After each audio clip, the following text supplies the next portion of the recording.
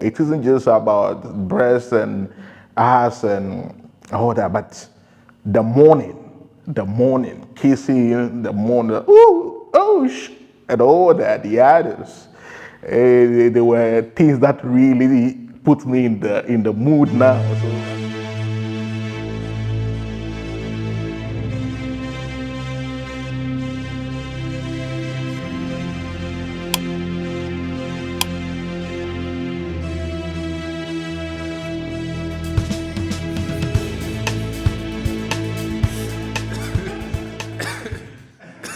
How would you describe a perfect woman? Someone I can tolerate and hope for the long-term association with is someone who is reasonable, doesn't drag issues, doesn't take herself too seriously, has the skill sets in the kitchen, can whip up a mean meal at any time, loves cooking, loves doing it, is into children, wants to bear children, wants to raise children, and is also good with money, not a squanderer, as it were. But above all else, someone who is enthusiastic about sex, loves it, can take it, can give it, that would be beautiful. What is the one thing about yourself you want to change? Perhaps not procrastinate so much. The ton of ideas that come to me, if I were to work on them and enact them, I reckon I would have been, far ahead on many fronts. But sometimes my mellow self gets the upper hand and I just, take it easy. So it's something I would love to, work on. Do you have a girlfriend? I currently do not. The one you broke up with, what happened? I think she was young. She was in the university, and I surmised that she wanted to taste the offerings out there before committing herself to a long-term union. So even though she didn't say it as much, it was something I observed keenly. So eventually I had to let her go her merry way and digest and consume all the words out there. And one other thing was a ferocious temper, a temper that made no sense. I'm quite a mellow chap, but I can be fierce and intense myself. And so if two of us were to go at it, the repercussions would be dire. Who would you rather marry, a virgin or experienced person? I'll go for an experienced damsel. Why? Of course, when coming up, the thrill of a virgin is great, but then as we go through various phases of life, your 20s, your 30s, going to your 40s, you find that it isn't the beauty that stirs man any longer. Whilst coming up, when I got in touch with porn the first time, I couldn't understand why the ladies had to work on the men before, they got an erection to go in, because by then, even looking at a woman's breast will make you rock solid. So I was like, why all the work? But then I understood that having had contact, having had access to women over time, the look alone wasn't enough, and that stimulation was important. And over time also, I came to realize that even the way the lady mourns or reacts when penetrating or giving her, cunnilingus, as it were, or any other sexual activities, the way she responds to the touch and all that really excites me the more. It isn't just about breasts and ass and all that, but the morning, the morning, kissing in the morning, ooh, oh, and all that, the others. They were things that really put me in the mood now. So I need an experienced hand who has the skill set. I'm a fan of fellatio. I love BJ a lot. That's the appetizer before the main meal. So I need a lady who can get down to business, as it were. I love a woman who can ride, and that can give you the doggy for you to pound and pound well, as it were. So I need a skilled personnel for my sessions. Who would you rather marry?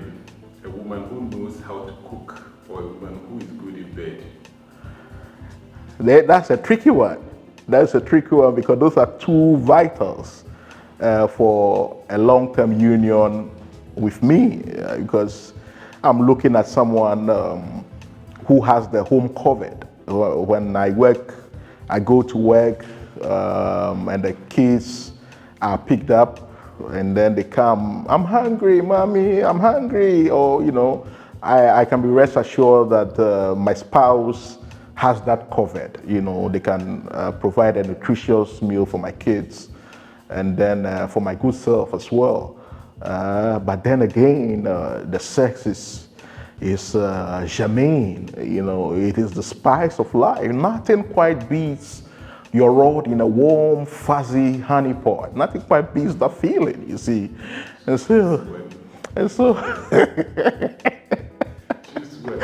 well, I'll go for someone who is so spectacular in bed because I can cook.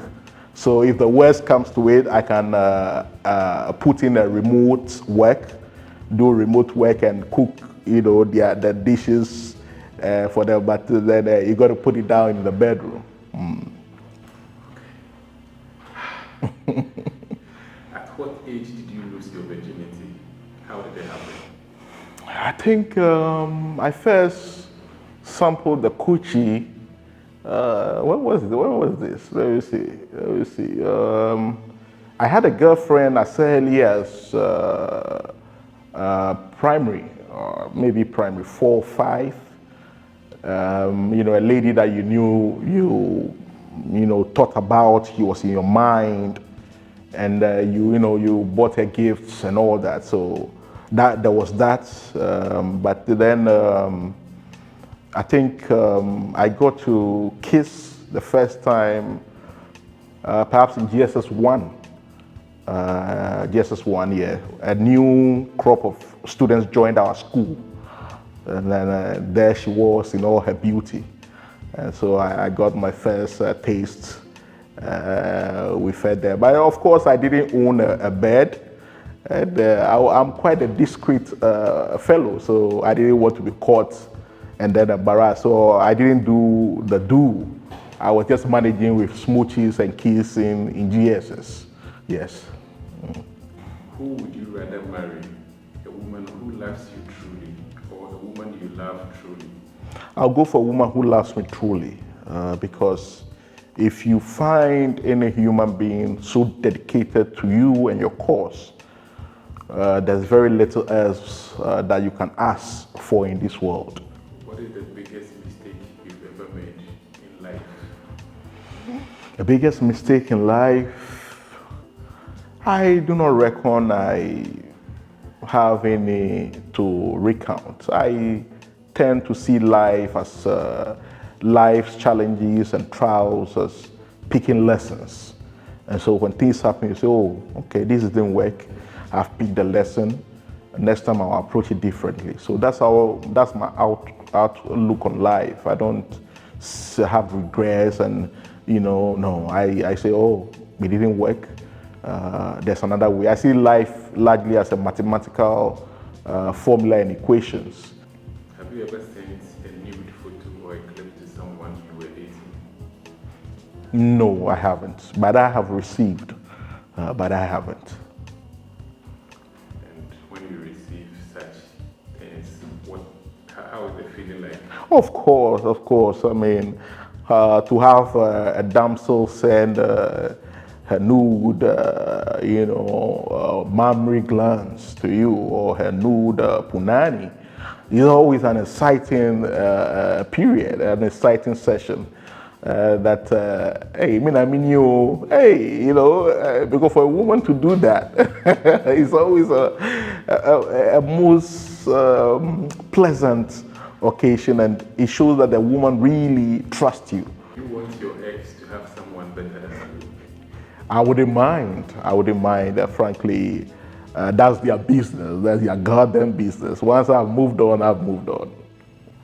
If you wrote the story of your life, what would be the title? I would name it. I would say a look at the life and times of the humor merchant. The humor merchant, Mystic Mike. I'm quite. The humor merchant. Wherever I go, I tend to bring joy and laughter and gayness. Gayness as it was used back in the day, not now that, hey, where you use I'm gay, people will be going all over, joy, color, happiness, So the life and times of the humor merchant, Mystic Mike. Thank you very much. Many thanks for having me.